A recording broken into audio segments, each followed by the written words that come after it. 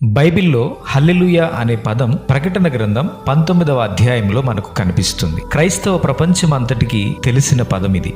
ఈ పదం హీబ్రూ భాషలోని హలాల్ అనే పదము నుండి వచ్చింది. హల్లెలూయా అనే మాటకు అర్థం ప్రభువును స్తుతించుడి అని.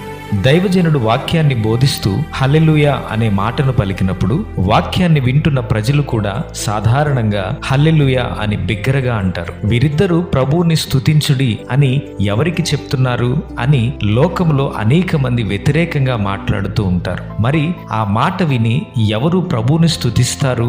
34వ కీర్తన 7వ వచనాన్ని బట్టి చూస్తే, ఎవరైతే యెహోవా యందు భయభక్తులు కలిగి ఉంటారో వారి చుట్టూ దేవదూతలు కావలి ఉంటారు అని వాక్యం సెలవిస్తుంది. దైవజనుడు మరియు అక్కడ ఉన్న విశ్వాసులు హల్లెలూయా అని పలికినప్పుడు ఎవరు ప్రభువును స్తుతిస్తారు అంటే, మన చుట్టూ ఆయన కావలిగా ఉంచిన దేవదూతలు ఉన్నారు, వారు ప్రభువును స్తుతిస్తారు. అంత మాత్రమే కాకుండా మన చుట్టూ ఉన్న ప్రకృతి కూడా ఆయనను స్తుతిస్తుంది.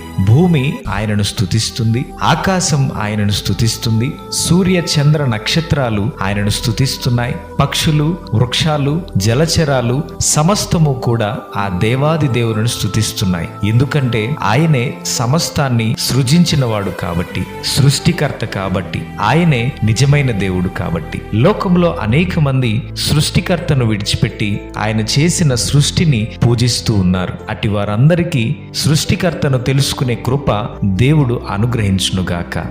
ఆమెన్.